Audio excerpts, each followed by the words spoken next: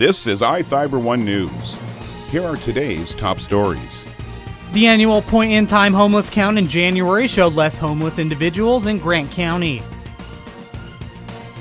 Residents in a Yakima neighborhood were still forced out of their homes Friday due to flooding.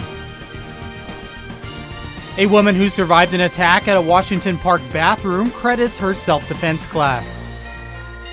From the iFIBER 1 newsroom, this is iFIBER 1 News. And it starts now.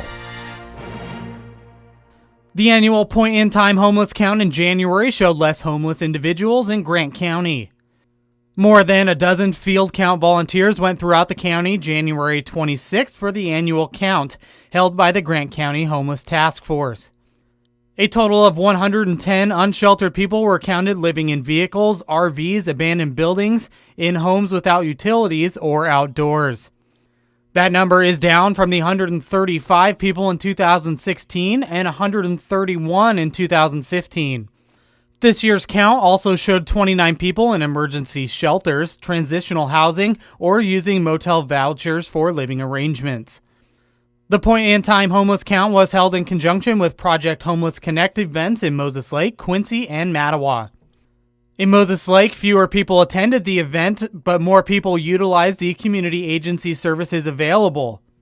Services offered included domestic violence services, flu shots, employment information, housing services, and veteran services. This is Joe Utter for iFIBER 1 News.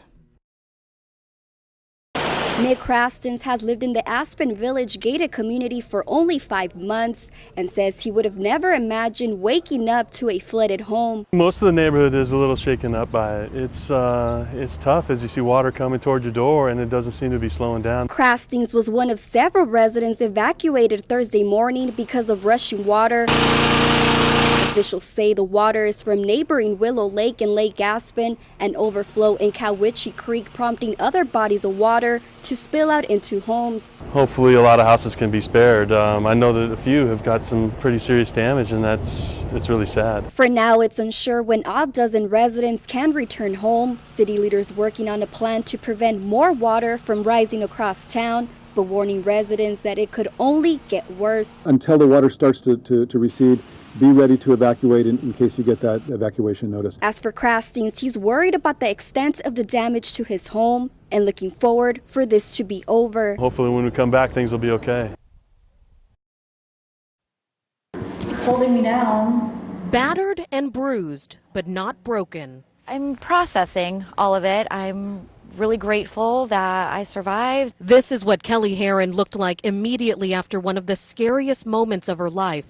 She returned to Golden Gardens Park with me for the first time since she was attacked in the restroom on Sunday. Because I was here, dried my hands, and then was cornered. Police say 40-year-old Gary Steiner was hiding out in this stall and attacked her, but Herron wasn't going down without a fight.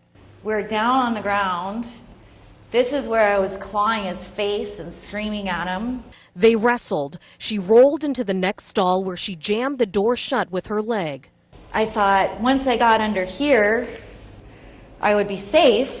But he followed her, beating me up, and then I was able to pull myself.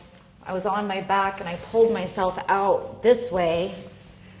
That's when I took the worst blow to the head and came out this way. That's when she ran out and others helped lock him inside the restroom. Jordan teaches a few things. She credits her survival to a self-defense class similar to this one, taught by Fighting Chance Seattle. In that moment, her 2-hour class taken 3 weeks ago all came back to her. When I was screaming at him, not today, expletive, being loud and not afraid. I mean, you are afraid, but like letting him know, you are not taking me down today. You are not going to win this fight. She didn't know Steiner's extensive criminal history, a level 3 sex offender who was convicted of assaulting several women in Arizona. All she knew, she couldn't let him win. The only thing that was motivating me was I cannot be raped by this guy in this place. And she wants other women to be empowered with the same knowledge she has. we don't have to go down, and we don't have to be quiet about it. Simney Kim, Cairo 7 News. From the iFIBER 1 Weather Center, I'm Jeff Slakey taking a look at the basin's forecast. About a third of an inch of rain likely for your Monday, low 50s. Moving into Tuesday, a slight chance of rain, but some sun breaks, near 60. Near 60 for Wednesday and clearing out by Thursday. Mid 50s and sunny skies. Friday, clouds roll back, low 50s. Chance of rain on Saturday, but more sunshine on Sunday. For iFIBER 1, I'm Jeff Slakey. This is iFIBER 1 News.